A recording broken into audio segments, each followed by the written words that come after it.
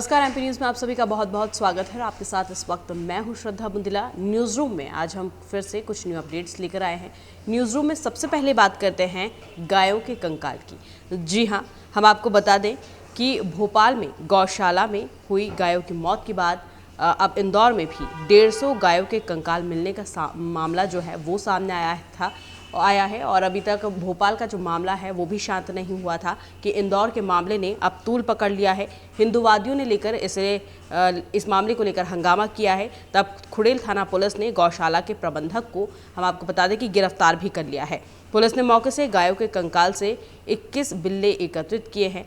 Police ने आरोपित पर गौवंश प्रतिषेध के तहत अपराध भी पंजीबद्ध कर लिया है।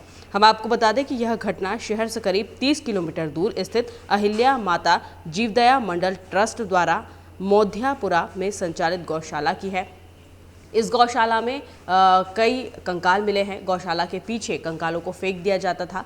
गाय जब मर जाती है तो किसी को सूचना दी जाती है, लेकिन यहाँ पर किसी को सूचना नहीं दी गई और गौशाला के पीछे जो जगह खाली थी वहाँ पर ही इन गायों को फेंक दिया गया। हम आपको बता दें कि उसके द्वारा पुलिस द्वारा जब पूछताछ उससे की गई है तो उसने कहा है कि काफ़ी गंभीर इन गायों की स्थिति थी। बीमार गायों को यहाँ पर लाया जाता है, इलाज किया जाता है, लेकिन जब गाय मर जाती है तो इन्हें पीछे की तरफ फेंक दिया जाता है। ये मामला जब सामने आया, जब वहाँ पर कई सारे लोग जो है वो गौ सेवा करने के लिए वो वहाँ पर पहुँचे थे और उन्होंने यहाँ की स्थिति जब देखी तो वीडियो बनाई और उस वीडियो को वायरल कर दिया गया, जिससे मामले ने तूल पकड़ लिया है। और हम आपको बता दें कि पुलिस ने इस मामले में अब प्रबंधक को गिरफ्तार कर लिया है और पूछताछ जारी है। आगे कुछ कार्यवाही होगी ये भी देखा जाएगा।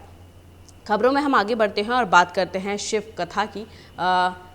शिव कथा जो है वो रद्द हो चुकी है और इस मामले ने भी अब तूल पकड़ लिया है। कांग्रेस और बीजेपी अब आमने सामने हो चुके हैं।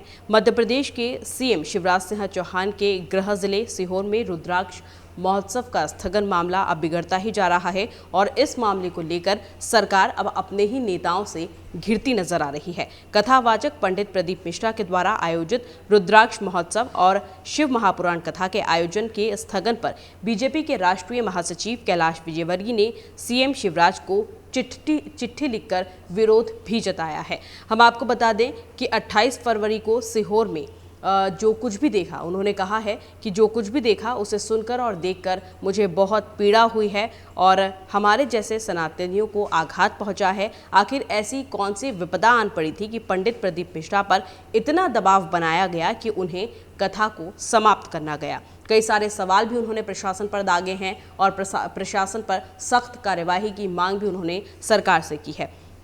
उन्होंने क्या कहा है कि क्या सीहोर का प्रशासन इतना नाकारा है कि इस आयोजन की सूचना होने के बाद भी उनसे व्यवस्था नहीं जुटाई जा सकी?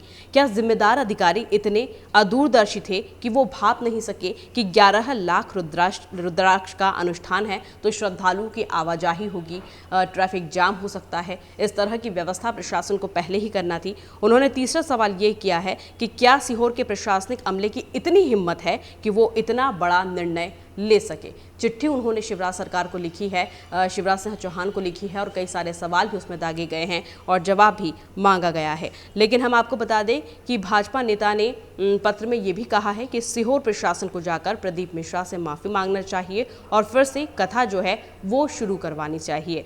मेरी नज़र में शिवराज के राज में प्रशासन की गलती की सज़ा शिव भक्त क्यों भुगते? मुझे विश्वास है कि आप प्रशासन के खिलाफ सख्त कार्यवाही करेंगे और कथा को शुरू करवाने का प्रयास भी करेंगे। हम आपको बताते कि कथा शुरू होने से एक दिन पहले ही बड़ी संख्या में श्रद्धालु यहां पर पहुंच चुके थे। 60 एकड़ में विभिन्न स्थानों पर पार्किंग की यहां पर व्यवस्था की गई थी, लेकिन भक्तों का तांता इतना लग गया, जाम वहां पर इतना लग गया कि जो व्यवस्था थी वो बिगड़ चुकी थी। हालात बद से बदतर हो चुके थे और भोपाल इंदौर स्टेट हाईवे के दोनों ओर जाम की स्थिति बन गई थी। अफरा तफरी का माहौल यहाँ पर पैदा हो गया था। इसी चीज़ को भांपते हुए पंडित प्रदीप मिश्रा भावुक हो गए। उन्होंने व्यास गादी पर बैठे बैठे कहा कि ऊपर से बार बार दबाव आ रहा है, इसलिए कथा को स्थगित कर रहा हूँ। आपसे हाथ जोड़कर विनती करता हूँ कि अपने घर जाकर ऑनलाइन माध्यम से ही आप कथा सुने।